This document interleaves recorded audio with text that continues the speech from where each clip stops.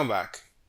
In this video, we're going to go over how to create an in-house sign document without a template. I'm currently signed into my Inhouz Cloud account. To get into Inhouz Sign, all I need to do is click on Inhouz Sign in my menu. To create a document, all I need to do is click on the Create Document button. Give our document a name. I'm just going to call this Random Test 444. Okay. If I had a project, I could attach this to a project. If I was going to use a template, I will turn this on. But we are not using a template in this example. And if I wanted to do a production environment, which is like a live document, I'll leave this as is. But I'm going to switch this to the development environment because I want this to just be a test run. All right, to add a document, all you need to do is click on Select File. I'm just going to pick a document that I have here. Okay. And then the next thing is to go into the recipients. So here, all you just need to do is enter a recipient. You could add as many as you feel is necessary, and you could even set the sending sequence. I'm just going to leave it as one. You can click on Show More if you do have more data that you would like to add, including custom messages that this individual will receive. So I'm going to go into the Security tab. So Inhouz Sign documents are integrated with the Inhouz Sign, so with the Inhouz Cloud Firewall product. So you can configure advanced security configurations with a few clicks. So by default, the system is going to want you to restrict access, meaning that the user has to log in. And you could always turn this off, right? Because for the most part, people secure their emails. So it will go into their inbox and they should be able to just log in and access the document. But if this is a document of some sensitivity, you can have your security configurations turned on.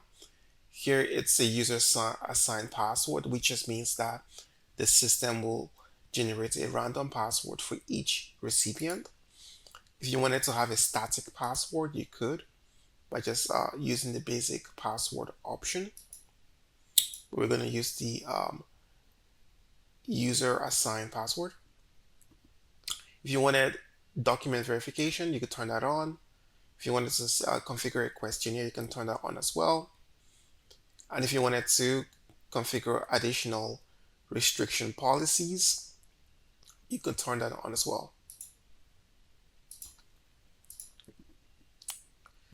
All right, and we go over security and restrictions in the security series of Inhouz Sign tutorial. So you can learn more about how to secure your documents. And then all I need to do is get to the next step, which is the review. So because this is not from a template, you cannot send it. You have to review it. So ours was in a development environment, random test 444. It's currently in draft. So I'm just gonna hop into the Inhouz Sign builder where I can see my document, random test 444. I can see the entire configuration. This is in a dev environment. I have one recipient. If I wanted to add more, this would be the time to do it. I could, assign an approval workflow to this document. But if I already have a global approval workflow, then I don't need to if I'm trying to do the exact same thing as my global workflow. And watch the series on approval workflows to learn more about how to configure approval workflows. And we've gone over security configuration. So you have your basic settings. If you wanted to configure a reminder, you can. It's pretty straightforward.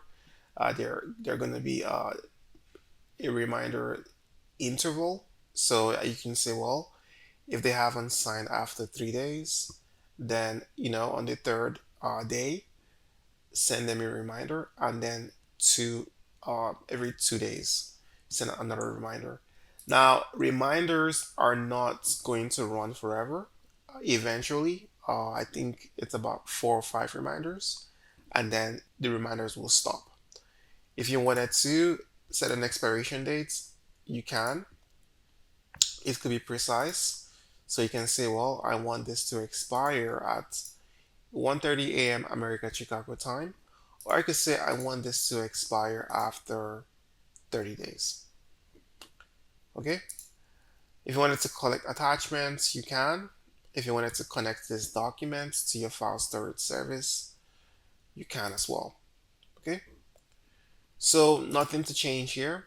I think I missed one thing. If you wanted to configure payments, you definitely can, right? So I'm going to exit out of here. I am going to drag a signature widget and put it right here, and then just connect this to our recipient. So now that I have dragged and dropped the signature widgets and our document is ready for signing, all I need to do is save my changes and then send the document.